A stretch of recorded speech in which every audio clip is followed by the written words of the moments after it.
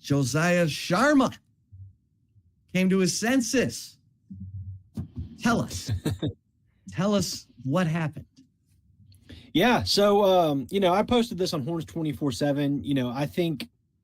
I think all along Josiah Sharma wanted to be at Texas. It can get kind of, I guess, confusing to navigate the process in that 11th hour when other schools are recruiting you very heavily as well. You might make a snap decision. Not saying obviously he liked Oregon a lot, but maybe not something you were set on. And again, we reported this. He was going to go to Texas. The commitment, the choice was Texas. We had an interview ready with him. Hour and a half before his announcement. Back in earlier this month. He's like, oh, well, it's going to be Oregon, actually. And so, I think all along the intention and, the desire from him was Texas. Started out as Oregon, but again, when you're not signing anything, it's July. Texas still had some time to work. I got word on Sunday before that pool party last week. I got word that both Myron Charles and Josiah Sharma were supposed to be on campus on Thursday. And, it was like, yeah, you got to have to wait to see if those come to fruition. Obviously if that gets reported or, that's out there, you would imagine Oregon would have been working to not let him take that visit. And same thing with Florida State. Obviously Myron Charles didn't come. He had to reschedule. He told me he wants to come back as soon as possible. So would imagine he's coming back for a game, but Sharma did end up making that trip down. And obviously we saw what happened when he did. So, I was told, by two different people within the program that Kenny Baker was the difference for him. He was watching those team going through film. He was watching the guys doing the player-led workouts and just getting their feedback on Kenny Baker and what they think about him, and that was what kind of pushed him over the edge on making that flip now and not potentially later down the line. So big get. That's what Texas needs. They need those big bodies on the interior defensive line. He is that. He's giant kid.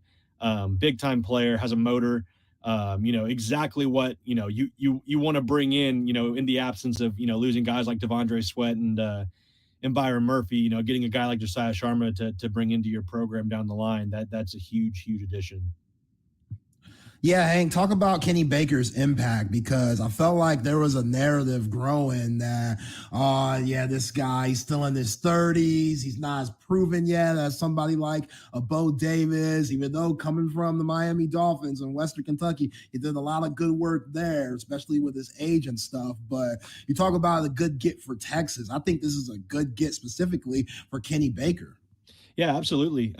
Myself and Jeff Howe on Horns 24/7, we sat in on a lecture he gave at that Texas high school coaches conference last weekend. And, he is a very detail oriented guy. He spent about 20 minutes of that lecture to the ballroom, just talking about the initial contact and where your eyes are. And then, you make that pop, then you look to see what's going on. And he spent so much time just on that. Then he gave this kind of this motivational video about people that are the best at what they do. There's a Gordon Ramsay reference with cooking. There was, I think there was a Michael Phelps reference. Just guys about the detail orient, the guys that really pay attention to those little things. And, he spent a lot of time on that, and that's what he's seeing. He's all about the process.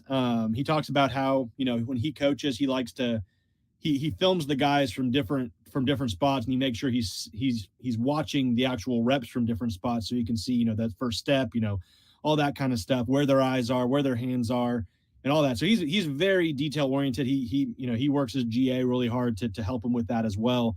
And I think that's resonated with kids. Again, he doesn't have kind of that resume in terms of big recruiting wins, but he hasn't really had the opportunity to. You're not going to get 5-star guys or high 4-stars at Western Kentucky, or you can't get recruits in the NFL. But he has had some big name guys he was coaching up on the line with the Dolphins too. So. I think the personality's there and everything. I think, and I wrote this earlier this month. The season just needs to start. They have the guys in place. They've done a really good job of. They did miss on some high school guys. They lost DeAndre Robinson, but they brought in 3 really capable transfers that I think were going to be a big part of this defense this fall. And I think they're all going to contribute in big ways. And then of course you got Alfred Collins, who's probably going to be the defensive line MVP this year if you had to bet going in. So. I think after this season, that narrative, and we're already seeing it change. We saw Sharma flip. They're in on other guys, DJ Sanders, Myron Charles, a handful of other guys. So I think, that narrative and the recruiting narrative is going to flip pretty soon, if it already hasn't. Yeah. Talking to Hank South, recruiting guru. He and Jordan Scruggs doing great work over at Horns 24/7. And we've got a fall camp special going on, 60% off annual membership. So get over there. Don't miss out. And every Monday, Hank and Jordan put together the Stampede, which is the top end intel when it comes to Texas Longhorns recruiting. And this week it's on the top 10 remaining targets for the Texas Longhorns, Hank. Yep. And DJ Sanders, defensive line from Belleville, high atop that list. What's the latest? Yeah. So, we kind of played it as the 10 most wanted. So maybe not necessarily, the biggest, I don't know. You can kind of formulate it however you want, but you have Josiah Sharma, you still need some more guys. And I think DJ Sanders, or at least that position, is at the top of the list. And so we went with DJ Sanders. He's a guy that's not already committed, like Myron Charles, who's on that top 10 list as well, who Texas is still very actively trying to flip. But Sanders, I think, presents maybe the most likely in terms of guys that they can grab at that position right now. It's interesting. Had you asked me at the end of June after his official visit, I put in a crystal ball for Texas.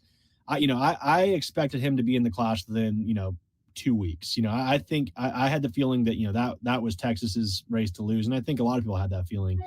Time has gone on. In this industry, you talk to your different guys on the different beats. Talking to the A&M guys, talking to the Michigan guys. There's not really a great sense of what he's going to do. I was talking to somebody close to Michigan, and they think they're still very in it for DJ Sanders, and that could be a byproduct of him not really saying much. There's he's a really quiet kid, so with those kind of recruitments, theories start kind of getting thrown out there or this and that, but he hasn't told anyone no yet, and so that's you kind of wonder, okay, what's going through his head. But I asked his mom yesterday, if the intention was still to make a decision before senior season, and she said yes. So I think you'll see a decision from DJ Sanders here in the next 3 or 4 weeks. You have Sharma now. If for somehow A&M comes back, gets him, or he surprises everybody and goes to Michigan, is not as big of a gut punch. It's a gut punch. You don't want to let your in-state defensive lineman go, but it's more manageable, I would say. But I'm sticking with Texas as my prediction right now. I think his family is very pro Texas. I think if his mom had to give an answer, she won't, because obviously she's not going to put pressure on him. But I think his mom would like him to go to Texas. Just my opinion from talking to her. So we'll see. But Texas is still very actively working on him. But obviously a player of his caliber, A&M, Michigan aren't just throwing in their hats. Hank, khik Lockett set to make his decision next Wednesday. How's it looking for the Texas Longhorns? Yeah, I think Texas is in good shape there. And, it would be a massive, massive win. Obviously, you miss on DeCorian Moore. It's not the biggest position of need, but at the same time, you look at how loaded this wide receivers class is. You want to capitalize on that. You don't want to miss on these guys, especially when, he's just up the road at Saxe. So, it's Texas, Alabama, Florida State. But I think Texas is sitting in a really good spot for him. I think Jordan was talking about it earlier on the Texas Sports Unfiltered about how, he grew up a Texas fan. He grew up going to the Red River Shootout, cheering on Texas. And he's a big time player. And so, I think Texas does have the inside track there. Obviously, a week in recruiting is an eternity. So, we'll see if anybody comes back in and tries to get him. But I think if you look at kind of the situation where we're at, I think Alabama is probably the stiffest competition. They have Caleb Cunningham. They just got a 5-star receiver the other day. Are they, still not saying they're not pressing for him, but, how likely is that now, if they put all that to focus on Cunningham, whether it be the push, the NIL, then, where does khik Lockett fit in there? I think Texas has always thought very highly of him. He was a guy that, Texas has wanted to take, even with the Corian Moore still out there before he committed to Oregon, even with Jamie French. So certainly very highly thought of, really, really impressive wide receiver. I was actually just watching his tape earlier this morning, kind of get a refresher on him. And he actually has a lot of Adonai Mitchell to his game. I feel like, he doesn't have that really. And I say this, Adonai Mitchell has top end speed as we saw, but I think Khik Lockett, maybe that's the one flaw to his game. He doesn't have that like kind of breakaway speed, but he can make guys miss. He's really good catching the ball, running in traffic, and so he certainly can make plays, especially in those one-on-one or the jump ball situations. So that would be a big time get for Texas, and I think they're going to get good news on August 7th. Hank, Michael Fasusi, the big offensive tackle from Louisville. What's the latest going on there? Yeah, so that one is another. It's close. It's Texas, Oklahoma. Those have kind of always been two of the schools in the mix. He put out a top 5 recently. I think he's announcing his decision on August 21st. So looking at it as a whole, the month of August, it could be a really big month for Texas. Whether you take into consideration Khik Lockett, Fasusi, Jonah Williams, the 5-star safety, and then Jamie French on August 30th. So, but with Fasusi, I think it kind of just depends on what day you check in. So sometimes Oklahoma might have some buzz, then you come back to Texas and the buzz is there as well. And so Texas is they've obviously treated him as a priority. They're pressing for him. They want to get him. He has as much upside on the offensive line as any recruit in this class. And so that's a guy they want to get. They want to keep home. You saw Ty Haywood go to Alabama. Texas wasn't really pushing for him, but still 5-star tackle in your backyard, goes elsewhere. We saw Lamont Rogers, the other elite tackle target in the state of Texas. He went to Missouri. So, you want to keep Michael Fasusi home, but, you look at Oklahoma and A&M, they want to get Michael Fasusi too. They missed out on those other 2 guys as well. So it's a very heated battle. Someone asked me to put a percentage on it the other day. I still have a crystal ball in Texas. I'm at like 55% Texas. It could even be as low as a coin flip, or as close as a coin flip. So, we'll see as time goes on. I think Kyle Flood's done a really good job here, and obviously Kyle Flood is kind of a very Tashard Choice-esque in that he typically gets who he wants to get on the offensive line, and he has the track record to get those guys there. But then you look at OU, they have a great offensive line coach as well. So I think the kid's still going back and forth. But, I think Texas in the end has, what it takes to win this one out. So we'll see. We still got, 3 weeks until that decision date. But, I'm still sticking with Texas there. Yeah. Hank, can you explain to the people what the Texas Bash Pool Party is and how that came about and why it's so important and what happened this past week when the event was held?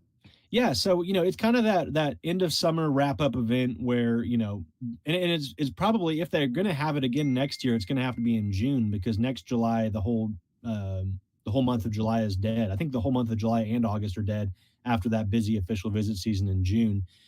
So with it still being open this year, I think today's the last day, or tomorrow's the last day of this open period where kids can take visits before it goes dead again in August.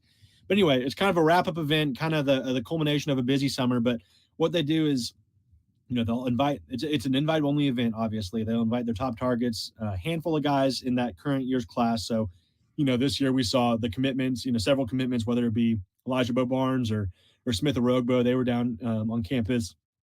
And then, a few targets, whether that be Michael Terry, we saw Jonah Williams in this one. And then they invited a lot of the underclassmen targets, whether, 2026, we just saw them put out a handful of offers at camp last month.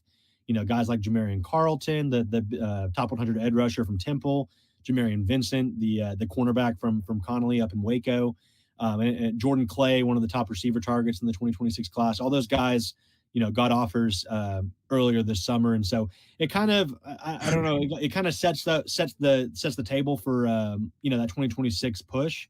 And so these are the names we're going to be hearing here from the next few months as they take game visits, and then next junior day, you'll see a lot of these guys back on campus in January. So, it's kind of like an end of summer event. It's not a major event, I'd say, as much as maybe, we saw that Longhorn City Limits in early April, or, the spring game. We've seen other big recruiting events in the summer. Auburn just had a major weekend. Some schools use that end of July weekend as like, that's their weekend that's their recruiting weekend for the current year's class. We saw Auburn just, crush it this past weekend, getting a bunch of guys, flipping a few guys. So, but Texas, obviously Texas pushes hard for guys as well. And I think it was a momentous, visit. We saw some positive buzz with Jonah Williams, who's making a decision here in about 3 weeks.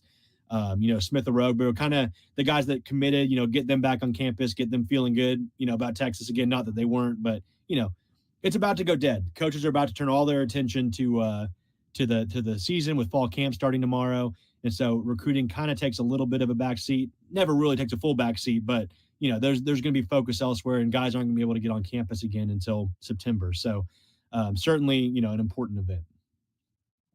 Last thing from me, Hank. What position do you feel best about right now in the 2025 recruiting cycle for Texas? What do I feel best about? Probably wide receiver and, wide receiver, I think they're going to close strong at. And that's with the Corian Moore. They're never going to struggle at wide receiver, I think, under Sark. Even if you miss the number one wide receiver in the state, you can still go get 2 5-stars in khik, Lockett, and Jamie French. So I feel good about that. I kind of quietly feel really good about the edge rusher position. I think Smith Orogbo's just unlimited potential there.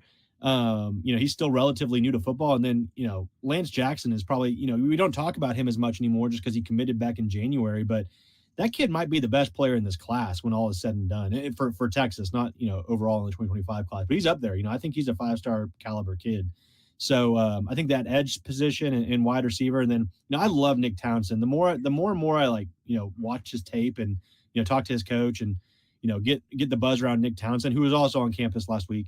That kid is going to be a really special player. And whether that's at tight end, which is where he's recruited at right now, he can play linebacker. You could put him out on the edge. That kid can play. And so, I think tight end is probably a position, I think to be excited about as well.